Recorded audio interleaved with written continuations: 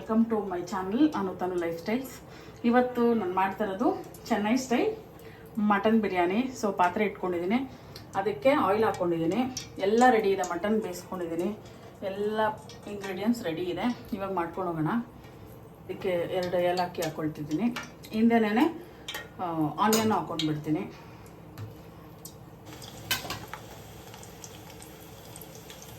ಇವಾಗ ಇದು full brown ಆಗೋವರೆಗೂ ಫ್ರೈ ಮಾಡಬೇಕು. ಇದು ಬೇಗ ಫ್ರೈ ಆಗಲಿ ಅಂತ ಒಂದು ಸ್ವಲ್ಪ ಇಷ್ಟು ಸಾಲ್ಟ್ ಹಾಕೋತೀನಿ. ಇದೊಂದೇ ಸ್ವಲ್ಪ ಟೈಮ್ ಟೇಕಿಂಗು, ಬಟ್ ಅದು ಬ್ರೌನ್ ಆದರೆ ತುಂಬ ಚೆನ್ನಾಗಿರುತ್ತೆ ಟೇಸ್ಟು. ಸೊ ಇವಾಗ ಇದು ಆನಿಯನ್ ಇಷ್ಟು ಫ್ರೈ ಆಗಿದೆ. 2 ಪಲಾವ್ ಎಲೆ ಹಾಕ್ಕೊಳ್ತೀನಿ. ಮತ್ತು ಇಲ್ಲಿ 2.5 ಟೇಬಲ್ ಸ್ಪೂನ್ ಅಷ್ಟು ಜಿಂಜರ್ ಗಾರ್ಲಿಕ್ ಪೇಸ್ಟ್ ತೊಗೊಂಡಿದ್ದೀನಿ. ಅದು ಹಾಕಿ ಅದರದ್ದು ಹಸಿ ವಾಸನೆ ಹೋಗೋವರೆಗೂ ಒಂದು 1 ಮಿನಿಟ್ ಹುರ್ಕೊಳ್ಳೋಣ.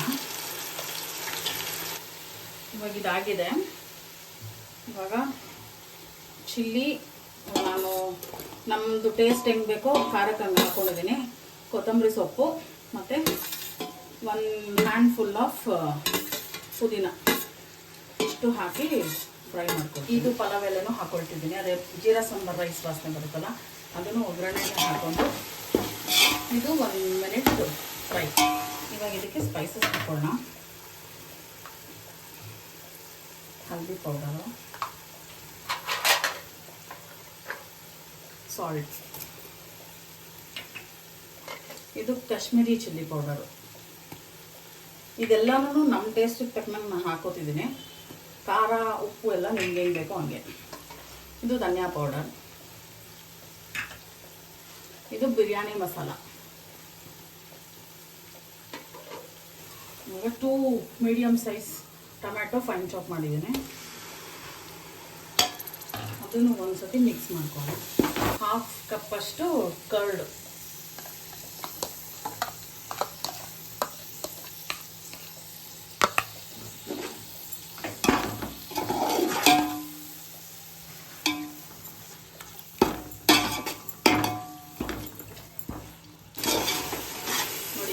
ಆಯಿಲ್ ರಿಲೀಸ್ ಆಗುವಷ್ಟು ಕುಕ್ ಮಾಡ್ಕೋಬೇಕು.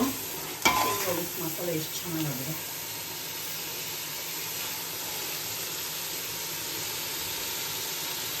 ಈ ಥರ ಹಾಕಬೇಕು.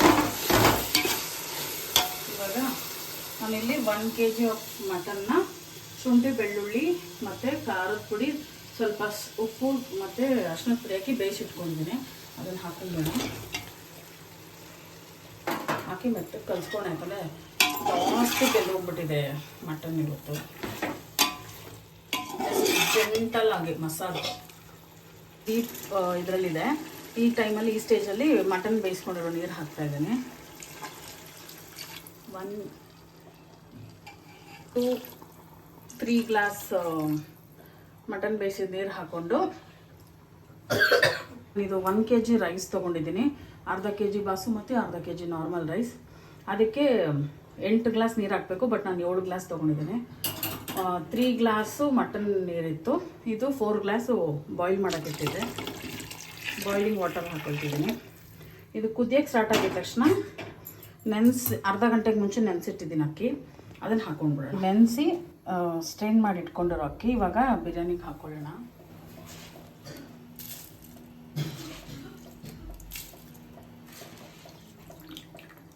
ಕುಕ್ ಆಗ್ತಿದೆ. ಇವಾಗ ಒಂದು ಲೆಮನ್ ಜ್ಯೂಸ್, 1 ಲೆಮನ್ ಅಷ್ಟು ಜ್ಯೂಸ್ ಹಾಕೋಣ. ಸ್ವಲ್ಪ ಗೀ ಹಾಕ್ಬಿಟ್ಟು ಮಿಕ್ಸ್ ಮಾಡಿ ಇವಾಗ ದಮ್ಗೆ ಇಡೋಣ. ಇದು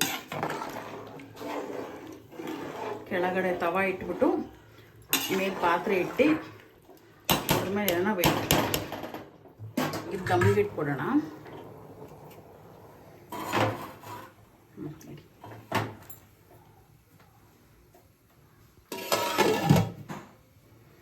ಇವಾಗ ಅದ್ರ ಮೇಲೆ ವೆಯ್ಟ್ ಇಟ್ಬಿಡೋಣ. ವೆಯ್ಟ್ ಇಟ್ಬಿಟ್ಟು ಕರೆಕ್ಟಾಗಿ 10 ಮಿನಿಟ್ಸ್.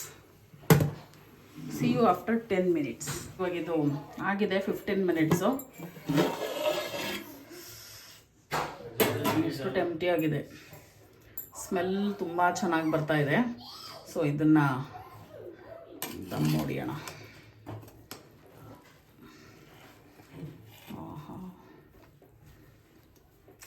ನಾನು ಬಿರಿಯಾನಿ ಎಕ್ಸ್ಪರ್ಟು ಅಲ್ವಾ?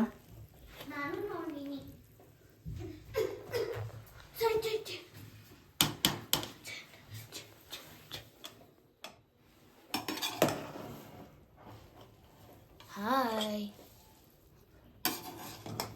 ಸೊ ಇವಾಗ ಇದನ್ನು ಡಿಶ್ ಔಟ್ ಮಾಡಬೇಡ. ಇವಾಗ ನಾವು ಹಿಂಗೆ ಇದನ್ನು ಎತ್ಕೊಂಡು ಹೋಗ್ತಾ ಇದ್ದೀವಿ ನಮ್ಮಮ್ಮ ಮನೆಗೆ. ಇಲ್ಲೇ ಪಕ್ಕದಲ್ಲಿ ಅಂದ್ಬಿಟ್ಟು ಎಲ್ಲ ಅಲ್ಲೇ ಒಟ್ಟಿಗೆ ಊಟ ಮಾಡೋದು. ಮಮ್ಮಿ ಎತ್ಕೊಂಡು ಹೋಗ್ತಾ ಇದೀವಿ ಅಂದ್ಬಿಟ್ಟು ಎಲ್ಲರೂ ನೋಡ್ಬೇಕು, ಎಲ್ಲಿ ಎತ್ಕೊಂಡು ಹೋಗ್ತಾ ಇದ್ದೀರಾ? ಸೊ ಡಿಶ್ ಔಟ್ ಮಾಡೋದು ನೋಡೋದಕ್ಕಂತೂ ಸಿಕ್ಕಾಪಟ್ಟೆ ಟೆಂಪ್ಟಿಂಗ್ ಆಗಿದೆ. ಸೊ ನಮ್ಮ ತನು ಟೇಸ್ಟ್ ಮಾಡ್ತಾಳಂತೆ. ನೀವು ಇದು ಪೀಸ್ ತಿನ್ನಲ್ಲ ಅಂದರೆ ತೆಗೆದ್ಬಿಡು, ಬರೀ ರೈಸ್ ಹಾಕು. ಒಳ್ಳೆ ಹೇಳ್ತಾಳೆ ಹೆಂಗಿದೆ ಟೇಸ್ಟ್ ಅಂತ.